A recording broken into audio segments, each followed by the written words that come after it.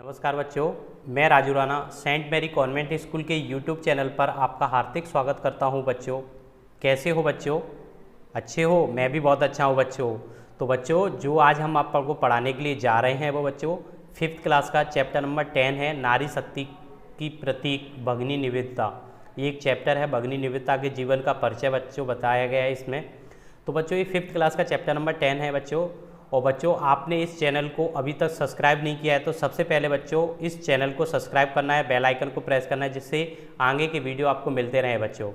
और बच्चों इस जो चैप्टर 10 नंबर का चैप्टर है, इससे प्रीवियस वीडियो आपने नहीं देखे हुए हैं, चैप्टर 1 to 9 चैप्टर के क्वेश्चन आंसर और प्लस वीडियो नहीं देखे हुए हैं, तो बच्चों सबसे पहले हमारे प्लेलिस्ट में जाके उन वीडियो को आप जरूर देखें बच्चों। उसके बाद इस चैप्टर को देखना है बच्चों। ये चैप्टर 5th क्लास का चैप्टर नंबर 10 है, नारी शक्ति की प्रतीक भगिनी निवेदिता चैप्टर है बच्चों। ये भगिनी निवेदिता के जीवन की गाथाओं के बारे में बताया गया है कि उनकी क्या क्या हैं, उनके बारे में बताया गया बच्चों। तो चलो बच्चों स्टार्ट करते हैं बच्चों। इस लॉकडाउन में घर पे रहना है, सुरक्षित रहना है। अपने देश की बहुत कुछ कर गुजरने वाली महिलाओं से हमारा इतिहास भरा पड़ा है, यानी हमारे भारत देश के अंदर बहुत सारी लेडीज ऐसी हुई हैं जिनके इतिहास को हम लोग पढ़ते हैं। वीर जैसे झांसी की रानी है ना, मीराबाई है, प्लस आवंतीबाई है। इस तरीक़ा से बहुत सारी लेडीज़ हैं जिनके नाम से बारे में हम लोग जानते हैं। पन्नाधाय है। परंतु एक विदेशी महिला ने भारत के लिए जो कार्य किया हुआ है अनूठा है। भगिनी निवेदिता स्वामी विवेकानंद से प्रभावित होकर उनके आह्वान पर भारत की महिलाओं को शिक्षित करने के लिए भारत आई थी। उनका जन्म आयरलैंड में हुआ, परंतु उन्होंने भारत भूमि में अपनी मातृभूमि के दर्शन किए हैं। तो बच्चों जो हमारे भारत देश के अंदर बहुत सारी लेडीज हुई जिन्होंने बहुत सारे कार्य किए थे, लेकिन विदेशी महिला है जो भारत के अंदर हैं उन्होंने भी कुछ कार्य किए थे। उन्होंने भारत में एक अनूठी मिसाल दी है उन्होंने, तो उनका नाम है भगिनी निवेदिता है। ये स्वामी विवेकानंद से प्रभावित होकर भारत के लिए आई थी। भारत में आह्वान किया था, उन्होंने बुलाया था, तो भारत में महिलाओं को शिक्षित करने के लिए भारत आई थी। महिलाएँ जो भारत की महिला थी उनको शिक्षित करने के लिए आई थी। इनका जन्म था वो आयरलैंड में हुआ था, परंतु इनके भारत भूमि में अपनी मातृभूमि के दर्शन किए थे और भारत की बेटी बनकर स्वतंत्रता आंदोलन में क्रांतिकारी भूमिका निभाई थी। और इन्होंने स्वतंत्रता के समय में भी भारत की क्रांतिकारी भूमिका निभाने का काम किया था।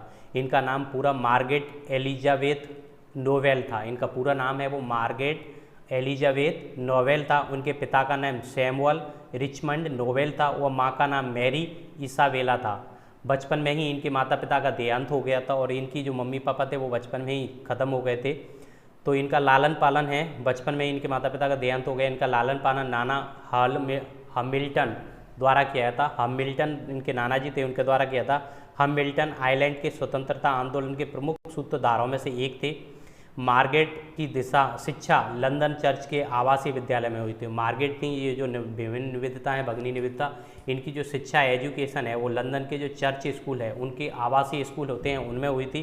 मार्गरेट को शिक्षण का कार्य अच्छा लगता था और इनकी एजुकेशन या इनको पढ़ाना बहुत अच्छा लगता था। वह 17 वर्ष की उम्र में ही एक विद्यालय में पढ़ाने लगी थी और 17 साल की एज में ही वो बच्चों को पढ़ाने का काम भी उन्होंने चालू कर दिया था। वह स्वयं द्वारा विकसित पद्धति से शिक्षा दिया करती थी और जो स्वयं के द्वारा पद्धति जो शिक्षा पद्धति उन्होंने बनाई थी उसी के आधार पर उनको बच्चों को दिया जाता था।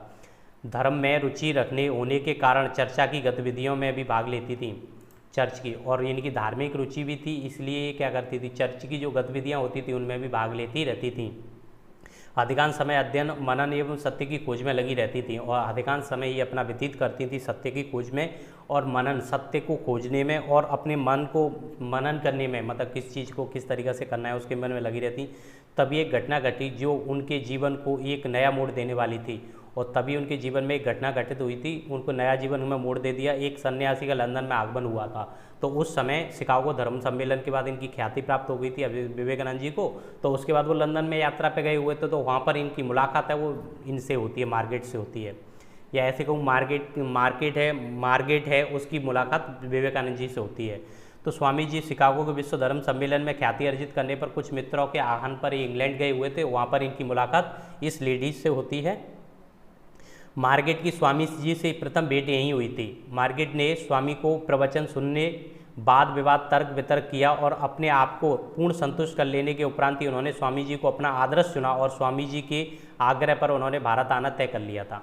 तो इस तरीक़ा से इन्होंने सारे काम करने के बाद जब उन्होंने उनको जब वो प्रवचन दे रहे थे तो वहाँ पर उन्होंने प्रवचन को सुना था, उनके तर्क विवर्त किया, वाद विवाद किया, और उसके बाद जब संतुष्ट हो गए पूर्ण रूपेण तो उन्होंने स्वामी जी को आदर्श मान लिया, और आदर्श मानते हुए फिर उनके आह्वान पर भारत आई थी। वो भारत आकर वे अत्यधिक प्रसन्न हुई। वे गंगा के किनारे बेलूर मठ की एक कुटिया में 2 अन्य अमेरिकन महिलाओं के साथ रहने लगी थी जो स्वामी जी की शिष्याएँ थीं।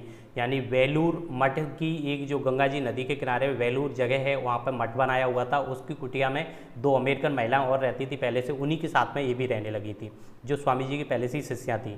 स्वामी जी ने मार्गरेट को नया नाम निवेदिता दिया और आग्रह किया कि वह भगवान व भारत माता के चरणों में अपना जीवन अर्पित करे, और उनको नाम नया दे दिया था, निवेदिता नाम था उनका, नाम दे दिया था, और उनको ये बताया कि आपको भगवान और भारत माता के चरणों में अपना जीवन समर्पित करना है। भगिनी निवेदिता ने विवेकानंद के उपदेशों को जन जन तक पहुँचाने का कार्य करने में के साथ साथ कलकत्ता में लड़कियों का एक स्कूल भी आरंभ किया था। और भगिनी निवेदिता का जो मुख्य कार्य था वो जो स्वामी विवेकानंद जी के प्रवचन थे, उपदेश थे, उनको जन जन तक पहुँचाने का, लोगों पर पहुँचाने का, प्रचार करने का उनका काम था। और साथ साथ में उन्होंने कलकत्ता के अंदर जो लड़कियां थीं उनको स्कूल की स्थापना की थी, लड़कियों के लिए एक स्कूल की स्थापना की। वह छोटी लड़कियों को पढ़ाने लिखाने के साथ साथ मिट्टी का काम, चित्रकारी का काम आदि भी सिखाया था। उन्होंने उनको पढ़ाने के साथ साथ में चित्रकारी का काम, मिट्टी से खिलौने वगैरह बनाने का काम भी उनको सिखाया था।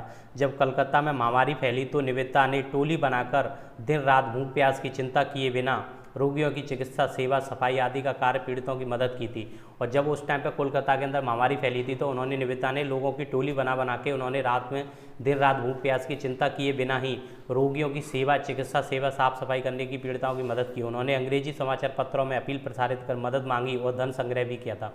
उन्होंने उन लोगों की साथ साथ में उनकी जो सेवा का उपचार करने की जो सेवा थी वो तो की, लेकिन उन्होंने अंग्रेजी समाचार पत्रों के माध्यम से अपील प्रकाशित करके उन्होंने धन संग्रह भी किया था। वह लेखन कला और बोलने में निपुण थी। इस क्षमता का उपयोग कर वह अपनी बात बड़े बड़े समूहों तक पहुँचाने में सफल रही थी, और उनकी जो बोलने की कला इतनी निपुण थी कि उन्होंने जो अपनी बातें थी वो सभी लोगों तक पहुँचाने में सफल हो गई थी। मैं निवेदिता ने अब जब अंग्रेजों का भारतीयों के साथ बर्बरतापूर्ण व्यवहार देखा तो वह पूर्ण ताकत के साथ भारत की स्वतंत्रता की लड़ाई का समर्थन करने लगी थी। जब अंग्रेज़ों की जो बर्बरता की जो नीति थी वो उन्होंने देखी, समझी उनको ताकत को, तो उन्होंने अपनी पूर्ण ताकत के साथ में भारत की जो स्वतंत्रता की लड़ाई में उन्होंने भाग लिया, समर्थन किया। उन्होंने बंगाल विभाजन का विरोध किया। उन्होंने जगदीश चंद्र बोस की उपलब्धियां विश्व पटल पर रखी थी, और जो जगदीश चंद्र बोस की जो उपलब्धियां थी उनको विश्व पटल पर रखने का भी इनको श्रेय जाता है। महर्षि अरविंद जी ने जेल जाने के बाद उनके कर्मयोगी पत्र के लिए संपादकीय लिखने का कार्य भी करने लगी थी। और जब महर्षि अरविंद जी जेल में चले गए थे तो उनका एक पत्र निकलता था कर्मयोगी, तो जब वो जेल में चले गए थे उनका राइटर था, संपादक थे, वो तो जेल चले गए थे, तो उनका जो संपादकीय काम करने का, लिखने का कार्य करने का जो कार्य था वो इनका था। फिर इन्होंने अपना वो कार्य भी बहुत अच्छे से किया। उन्होंने भारतीय स्त्रियां अधिक प्रभावित करती थीं, और उनको भारतीय स्त्रियां थी वो भी बहुत अधिक प्रभावित करी थी। उन्हें लज्जा, विनम्रता, स्वाभिमान, सेवा भाव और निष्ठावान आदि ममित्व की प्रतिमूर्ति दिखाई देती थी। और उनको जो निवेदिता थी, बहन निवेदिता थी, उनको भारतीय महिला थी वो लज्जा का, विनम्रता का, स्वाभिमान का, सेवा भाव का और निष्ठावान ममित्व का आदि का प्रतिमूर्ति दिखाई देती थी। जो भारतीय महिलाएं थीं वह समय समय पर महिलाओं को लक्ष्मीबाई, अहिल्याबाई के वीरतापूर्वक कार्यों को भी याद दिलाती थी। यानी कि वो जब भारत आई थी तो वो जो लेडीज़ें थी, भारत की जो औरतें थीं, उनको जोश भरने के लिए, उनमें ताकत बनाए रखने के लिए वो अहिल्याबाई और लक्ष्मीबाई की कहानियों को उनको सुना के वीरतापूर्ण को जो बातें थी उनको याद दिलाकर उनकी जो हौसला था उसको बुलंद करती थी। उनकी दृष्टि जाति, पात और भाषा से कहीं ऊपर थी। यानी कि उनके अंदर जाति पात का और जातिवाद का कोई भी भेदभाव नहीं था, और भाषा का भी कोई भेदभाव नहीं था। भगिनी निवेदिता ने भारत को अपनाने के बाद कभी भी अनुभव नहीं होने दिया कि वह एक विदेशी हैं। भारत में रहने के बाद उन्होंने भारत को अपना लिया, और उनके बाद उन्होंने कभी भी यह महसूस नहीं होने दिया कि वो एक विदेशी हैं। उन्होंने भारत के लिए जो किया उसे कोई अन्य नहीं कर सकता है। वह भी स्वामी, यानी कि उन्होंने भगिनी निवेदिता हैं, उन्होंने इतना भारत के लिए किया है, उनको कोई और नहीं कर सकता है। स्वामी जी की तरह ही, यानी स्वामी जी की तरह ही उनकी 44 वर्ष की अल्पायु में नीचे अद्भुत वेद की पावन ऋचाओं का वे सदैव स्मरण करती हुई संसार से विदा हो गई थी। यानी 44 साल की एज में ही उनका देहांत हो गया, और वो जो पावन वेद हैं हमारे उनकी ऋचाओं का स्मरण करती रहती थी और उसी के साथ वो विदा हो गई। और जो वेद थी, जो ऋचाएँ थी, उनको देखो वो हैं अस्तो माँ सदगम्य, तमसो माँ ज्योतिर्गम्य, मृत्योर्मा अमृतम गम्य, मृत्योर्मा अमृत गम्य। तो इस तरीक़ा से बच्चों ये ऋचाएँ थी, उनको याद करती रहती थी, ये उनका वेद थे, उनकी ऋचाएँ हैं। तो बच्चों ये जो चैप्टर है हमारा 10th चैप्टर है, क्लास 5th क्लास का 10वें नंबर का चैप्टर है बच्चों, ये हम लोगों ने आपको पूरा करा दिया बच्चों। इसके क्वेश्चन आंसर है वो आपको आगे मिल जाएंगे बच्चों।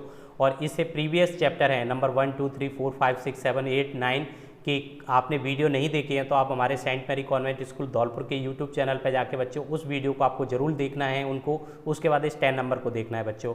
तो बच्चों इस चैप्टर के अंदर बहन निवेदिता ने किस तरीक़े से भारत देश के लिए कितने महान कार्य किए थे और उनको किस तरीक़े से उनका जीवन व्यापन हुआ था, वो सारी चीज़ें उन्होंने स्कूल खोले, बच्चियों को पढ़ाने का काम किया, स्वतंत्रता आंदोलन में भी भाग लिया, कर्मयोगी पत्र के लिए उन्होंने संपादकीय लेखन का भी काम किया था, कलकत्ता में उन्होंने स्कूल भी खोला था बच्चियों के लिए और बहुत सारे कार्य किए थे बच्चों। इस तरीके से बच्चों ये चैप्टर है वो हमारा फिनिश है। और बच्चों इससे आगे वाले चैप्टर के लिए आपको इस चैनल को सब्सक्राइब जरूर करना है जिससे आगे का वीडियो भी आपको मिलते रहे बच्चों।